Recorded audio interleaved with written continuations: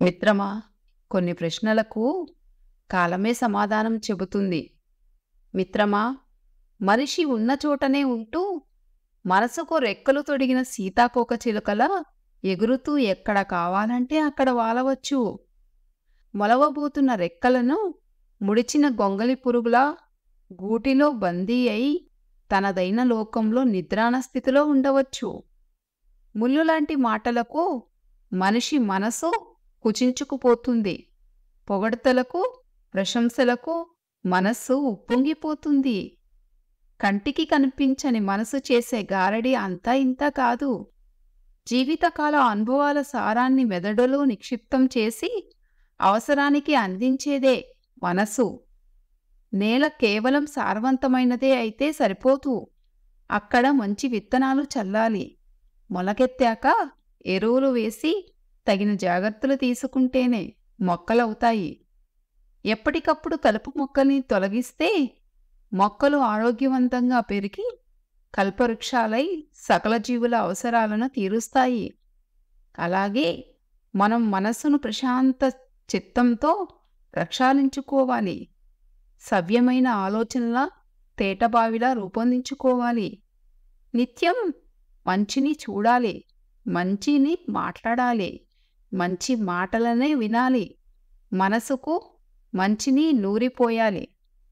పెద్దలందించిన సూక్తులు, మహితోక్తులను మనసుకు పట్టించాలి. కళ్ళతో చదివిన, చెవులతో గ్రహించిన పురాణ ఇతిహాసాలతో మనసులోని మాలిన్యాన్ని తొలగించుకోవాలి.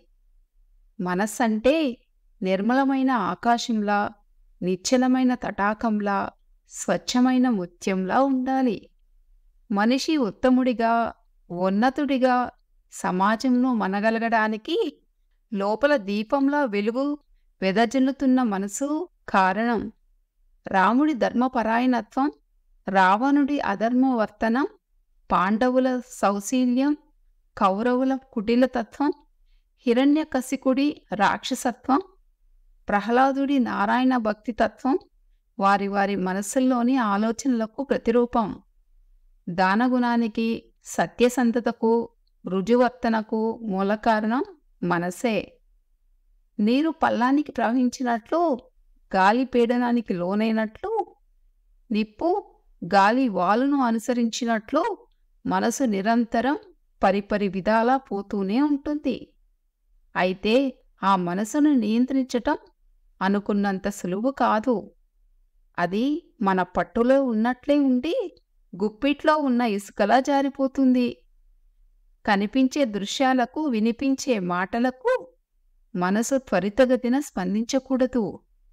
విషయంపై సరైన అవగాహన కలిగి ఆలోచనలు కొలిక్కి వచ్చాక అనుకున్నది అమలు చేసుకోవాలి. ఇన్ని మంచి మాటల్లో మీకు ఏది బాగా నచ్చిందో కింద కామెంట్ చేస్తారు కదా. అలాగే ఈ వీడియో మీకు నచ్చినట్లయితే వీడియోని లైక్ చేసి ఇలాంటి మరిన్ని వీడియోస్ కోసం నా ఛానల్ని సబ్స్క్రైబ్ చేసుకోండి. నన్ను సపోర్ట్ చేయండి. Thank you for watching.